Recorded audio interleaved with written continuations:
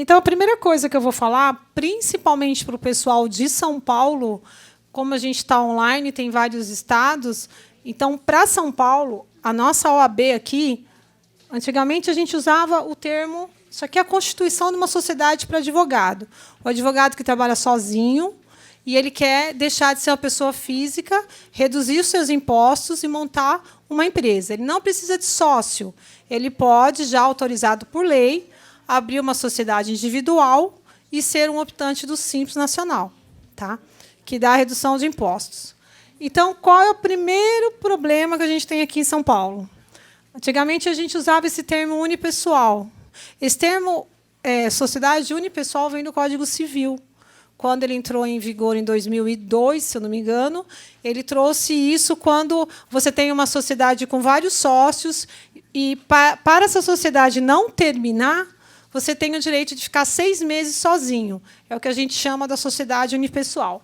Mas a OAB, com a troca de diretoria, não aceita mais esse termo hoje aqui em São Paulo. Então, a gente... qual é a pegada aqui? É chamar atenção para o advogado que vai montar a sua própria sociedade. Porque tem muitos advogados que montam seu próprio contrato, vão lá, registram e falam, bom, eu vou abrir minha sociedade e vou tocar sozinho. E que a gente vai mostrar para vocês que é muito mais do que isso. Tá? Então, ao invés do termo unipessoal, troquem por sociedade individual de advogados. Essa palavra vai na primeira folha do contrato. Tá? Inclusive, eu tenho um aluno aqui na sala que eu tive exigência, que foi a primeira pessoa que eu peguei assim na virada do ano, quando eu coloquei o unipessoal, a primeira exigência que veio foi de um aluno que está aqui na sala, que abriu a sociedade comigo. Tá? Então, isso parece uma bobeira, mas é importante. Tá? Agora, para outros estados e outros municípios, que não aqui a capital, eu não sei como funciona, mas a gente usou de praxe aqui o individual, que é para não dar problema. Tá? Aí eu trouxe para vocês aqui o que a gente precisa para fazer um registro, tá? De uma sociedade individual para você que é advogado, mesmo quem está online, que vai abrir aqui o seu escritório e vai falar assim, eu vou fazer meu contrato, é mais barato, não preciso de contador, eu vou fazer sozinho. Não tem problema nenhum. Tá? Só que a gente vai cair naquilo que o Carlos fala, do médico clínico geral e o especialista. Advogado não é contador. Entendeu? Então, ele vai agir como clínico geral. O primeiro empecilho ele vai parar. E eu também tive aluno aqui que parou na abertura. Por quê? Não que não conseguiu fazer, mas em um determinado ponto, o que eu faço agora? Está me perguntando uma coisa aqui que eu não sei o que é, porque não tem a especialidade para fazer. Tá? Então, a primeira coisa que vocês precisam é o quê? O nome. O nome da sociedade individual é o nome de cada advogado. Você não pode ter nome fantasia. Eu já recebi muitas perguntas assim, mas eu não posso usar XX. Eu tive um caso, uma pessoa perguntou que queria homenagear uma pessoa e colocar o sobrenome da pessoa. Eu falei, não pode. A sociedade é você. A sociedade é o seu nome. Você pode suprimir parte do seu nome. Por exemplo, eu, Viviane Gonçalves de Lima, eu uso Viviane Lima. Tá? Mas eu já estou sabendo aqui para divulgação de trabalhos em redes sociais, não pode usar nem o logo, né, Daniel? Daniel tirou essa informação, então tem que usar o nome da gente com a OAB. A OAB aqui de São Paulo é muito rigorosa. Não sei como funciona nos outros estados, mas como a base, para mim, é aqui, e a minha maioria aqui, se bem que hoje eu tenho advogados em todos os estados onde eu faço abertura. Então, a primeira coisa é o nome. Tá? Alguns passos, quando eu falo assim que a gente vai ter alguns passos, por quê? Porque a primeira coisa que vai registrar é lá na OAB. A gente vai redigir o contrato, vai mandar para a ordem vai olhar, verificar se não tem nada errado, se preenche todos os requisitos, aí manda para que seja assinado pelo presidente. Oi? Tem a taxinha. A taxinha eu vou falar dela. Né? Aí... o pessoal do online está falando da taxa, porque a taxa de São Paulo é a taxa mais alta. Tá? Eu abro em todos os estados aí e é a taxa mais alta. Então, eu vou falar dela. Então, assim, aí para pagar a taxa, vai ser avaliado e vai para o presidente da ordem para ele assinar. O presidente da ordem assinando, tá? Mas, antes disso, além do nome, precisamos do comprovante de endereço e IPTU do local. Tá?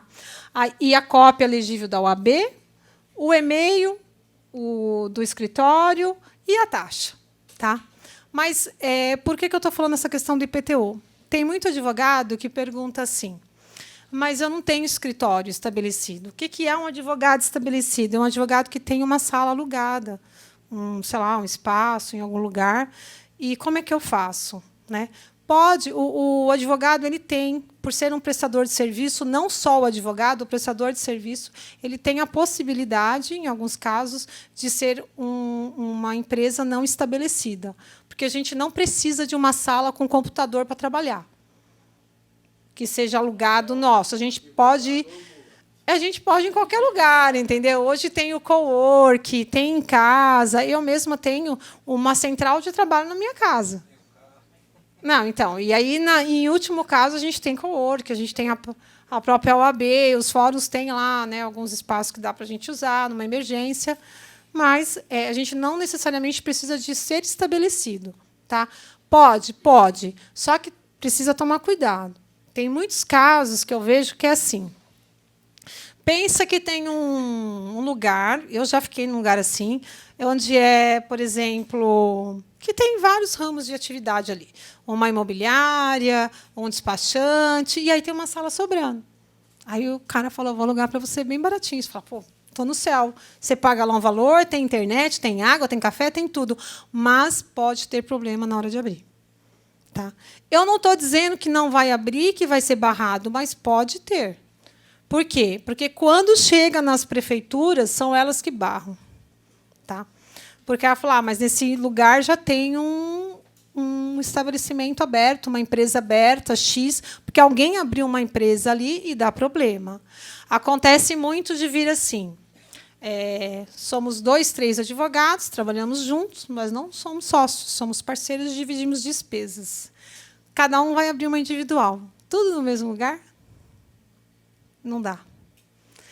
Não é assim, eu falo não dá porque fatalmente vai dar problema o tipo de sociedade individual, várias sociedades dentro do mesmo endereço. Aí a gente recomenda até usar o endereço da própria casa. Como tem caso de estabelecidos, como é o caso também aqui da sala aqui de gente que eu já abri, por exemplo, tem o caso da Andréia mesmo, que ela pegou, que era uma contabilidade? Era um escritório de contabilidade. O que aconteceu? Ela, para surpresa dela, pediu o bombeiro. Por quê? Já tinha uma empresa aberta anteriormente, um espaço grande, embora ela falasse, mas é uma sala grande, tal, tudo bem, mas pediram, e aí deu uma esticada no tempo de abertura. Ela precisou um gasto maior, ela precisou chamar o bombeiro, teve que tirar o botijão de gás, então ela teve que cumprir algumas exigências. É mais 1.000. Então, o que é complicado é que, às vezes, a gente fala assim, olha, para abrir é tanto, tal. Eu, particularmente, fiz aí um preço para o pessoal da jurídica, é barato, acessível, tá? Mas aí começa a vir esses gastinhos. É que quem está abrindo uma empresa precisa estar preparado. Então, a gente veio aqui explicar para que vocês fiquem preparados na hora de abrir. Às vezes, é melhor abrir na própria casa. Tá? Você tem lá seu computador, abre no seu endereço para não ter problema, porque, às vezes, um espaço grande e bonito ele pode trazer um ônus maior. Foi o caso da Andréia, que está começando também, aí abriu e falou, caramba. Falei, mas por quê? Quando ela falou, pediram o bombeiro, eu falei, o que tinha lá? Primeira pergunta que eu fiz para ela, falou uma contabilidade, é um espaço assim, assim, assim. Porque é por metragem. O seu caso já tinha bombeiro, né? Lá quando você estava abrindo? Que o seu chegou a pedir, você pediu para não... Por causa de metragem, não foi? Então, teve um outro caso aqui também. Acho que o seu ficou isento. Que ficou isento, mas porque a metragem comportava. Porque cada prefeitura tem uma legislação. Então, eles colocam assim, até tantos metros quadrados não precisa de bombeiro. Acima disso, precisa de bombeiro. E aí o gasto é maior. Não, pagou também. Eu estou perguntando porque eu não... então, é aí que está. Estudante. Foi a mesma coisa, ó, o caso do Zé. Ele já tem um local, abriu e precisou do bombeiro. Então, fiquem atentos que, às vezes, é necessário também ter o bombeiro. Então, se você está num espaço muito grande, dá uma pesquisada na sua prefeitura qual é a metragem que dá a isenção. Tá? E toma cuidado também quando você vai abrir um escritório dentro de outro estabelecimento, que também você pode ser barrado na prefeitura. E, gente, eu vou falar a real. O pior problema é quando para na prefeitura, porque você já abriu tudo. E aí você fica amarrado a uma data de abertura lá do contrato. E, se não desenrolar, começa a dar problema depois, porque vai gerando... quando desenrola, suponhamos que passa 2, 3, 4 meses, e aí? Tudo que fica para trás tem que ser cumprido, porque vai sair com a data de abertura da data do contrato. Então, pois é. Aqui tem um exemplo, um caso fático, eu não estou contando mentira, não, estou falando a realidade, porque é assim que funciona. Aí você fala, mas não é certo. Não, também não acho que é certo, mas a Constituição é a data da assinatura do contrato. Tá? A taxa. Todo mundo me pergunta, mas tem que pagar a anuidade? A sua. E a taxa? A taxa 958, acho que está hoje. Tá? Ela deu uma reajustada aí com a virada do ano. Então, assim, todo ano ela reajusta, assim como a ordem. Se forem 2 advogados, aí passa a pagar anuidade. Tá? Aí eu vou falar para vocês aqui que tipos de coisas acontecem no registro de contrato. Nós temos advogados que abrem, por exemplo, vai lá, registra o contrato. Teve isso no dia que eu vim fazer o curso, tinha um rapaz que tinha registrado um contrato e só registrou o contrato e parou. Não fez mais nada, não abriu o CNPJ, não fez mais nada. E aí nós fomos estudar a situação dele e achar uma alternativa melhor. Por quê? Entregar todas as rotinas, desde a data de abertura, porque ele já fazia um tempo que tinha aberto, que era 2016, era muito tempo. Então, o que a OAB faz? Ela permite que, se você só fez a abertura, o registro do contrato, você pode fazer um contrato de extinção dessa sociedade e para tudo. Por quê? Porque não gerou um CNPJ. Gente, vocês percebem que tudo gira em torno da Receita Federal. Gerou o CNPJ, ferrou-se. Que aí bate na Receita Federal e é lá que vai começar a gerar um monte de obrigações. Obrigações fiscais e acessórias. Fiscais, que eu digo, é pagamento de tributo. Tá? Então, é assim, se for só contrato, para quem já fez isso, pessoal do online, eu pego muito isso, eu abri, eu fiz o contrato, mas eu não continuei, porque às vezes não soube, ou achou melhor que não, já tinha gasto um valor, falou, não quero mais. Então, dá para fazer o quê? A baixa desse contrato e começar de novo. E a taxa ela sai menos de R$700, um pouquinho mais barata, dos 957.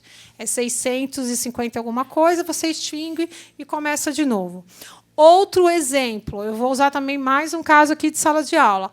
Abriu a sociedade, levamos os documentos na OAB, pagamos a taxa, porque a taxa é paga na hora. Você chegou com o contrato, tem que pagar a taxa. Pagamos a taxa. Nesse meio tempo, a pessoa entrou em contato e falou assim, olha, não quero mais a sociedade, eu vou abrir sozinha, porque a outra pessoa vai seguir um outro caminho e não vai ficar comigo. E agora? Pagou 1.600, né? Uma taxa alta, porque já era sociedade, mas, fazendo as contas contabilmente, era o melhor caminho do que abrir 2 sociedades individuais. Se vocês forem abrir 2 sociedades individuais e estiverem trabalhando com um parceiro, façam essa matemática, porque, no caso em questão, que também é um caso concreto, não compensava. Seriam 2 contabilidades, seriam 2 taxas. A gente fez a somatória anual e não compensava. Era melhor ter uma sociedade. Portanto, no meio do caminho, ela falou, não quero mais. O que a gente fez? Entrou em contato com a ordem. Como não havia sido nem registrado o contrato, a ordem falou, tudo bem, para-se tudo e vamos abrir uma individual. E a taxa? A taxa não foi compensada para a outra. Ela teve que entrar com pedido de restituição. Ela pagou uma nova taxa e agora entrou, acho que já com processo de restituição, não tenho certeza, já conseguiu já. Então, agora vai aguardar que a ordem defira esse pedido. Então, também é uma situação que muitos acabam sendo pegos no meio do caminho. Porque, às vezes, você está aqui, eu estou aqui com a Del, vamos abrir, vamos. Tá, não quero mais, eu vou seguir outro caminho, eu vou abrir com a minha mulher. E agora? A gente já está com o contrato lá. Tá. Então, eu vou começar de novo. Então, se eu vou começar de novo, eu pago a taxa novamente. Também não acho justo. Acho que deveria até haver a compensação, até porque a taxa é menor. Então, se atente a esses problemas. Tá? Estes são os problemas de início de registro. A pessoa registrou, não fez o CNPJ, a pessoa depositou o contrato para registro, desistiu, e aí tem aquela pessoa que foi lá, chamou um colega, um amigo contador, foi lá, abriu na OAB, registrou, abriu a prefeitura e eu tive um caso, não fez a opção do Simples.